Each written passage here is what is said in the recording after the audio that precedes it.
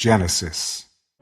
Thus the heavens and the earth, and all the host of them, were finished. And on the seventh day God ended his work which he had done. And he rested on the seventh day from all his work which he had done. Then God blessed the seventh day, and sanctified it, because in it he rested from all his work which God had created and made.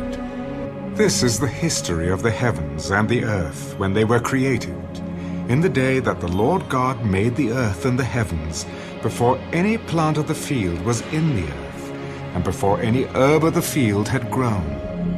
For the Lord God had not caused it to rain on the earth, and there was no man to till the ground.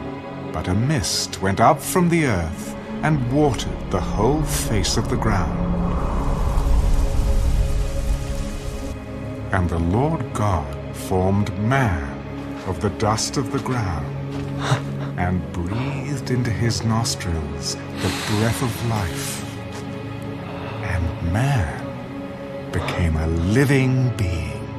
The Lord God planted a garden eastward in Eden, and there he put the man whom he had formed.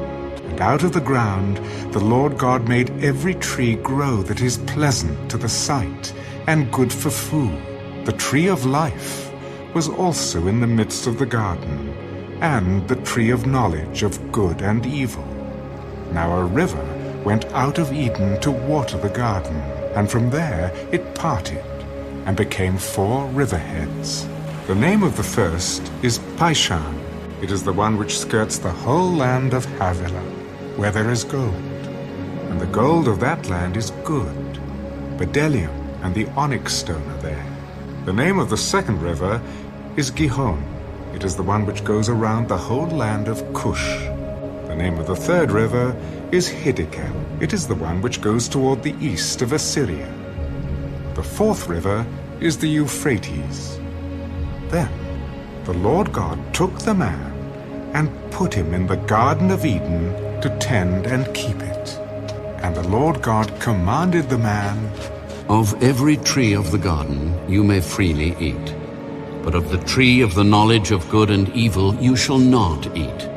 For in the day that you eat of it, you shall surely die. It is not good that man should be alone. I will make him a helper, comparable to him." Out of the ground the Lord God formed every beast of the field and every bird of the air, and brought them to Adam to see what he would call them. And whatever Adam called each living creature, that was its name. So Adam gave names to all cattle, to the birds of the air, and to every beast of the field. But for Adam there was not found a helper comparable to him. And the Lord God caused a deep sleep to fall on Adam, and he slept. And he took one of his ribs and closed up the flesh in its place. Then the rib which the Lord God had taken from the man he made into a woman, and he brought her to the man. "This is now bone of my bones, and flesh of my flesh. She shall be called woman, because she was taken out of man." Therefore a man shall leave his father and mother, and be joined to his wife, and they shall become one flesh. And they were both naked, the man and his wife, and were not ashamed. Now the serpent was more cunning than any beast of the field which the Lord God had made. And he said to the woman, "Has God indeed said, 'You shall not eat of every tree of the garden'?" "We may eat the fruit of the trees of the garden, but of the fruit of the tree which is in the midst of the garden, God has said, 'You shall not eat it, nor shall you touch it, lest you die.'" You will not surely die, for God knows that in the day you eat of it, your eyes will be opened, and you will be like God, knowing good and evil. So when the woman saw that the tree was good for food, that it was pleasant to the eyes, and a tree desirable to make one wise, she took of its fruit and ate. She also gave to her husband with her, and he ate. Then the eyes of both of them were opened, and they knew that they were naked, and they sewed fig leaves together and made themselves coverings. And they heard the sound of the Lord God walking in the garden in the cool of the day. And Adam and his wife hid themselves from the presence of the Lord God among the trees of the garden. Then the Lord God called to Adam. Where are you? I heard your voice in the garden, and I was afraid because I was naked, and I hid myself. Who told you that you were naked?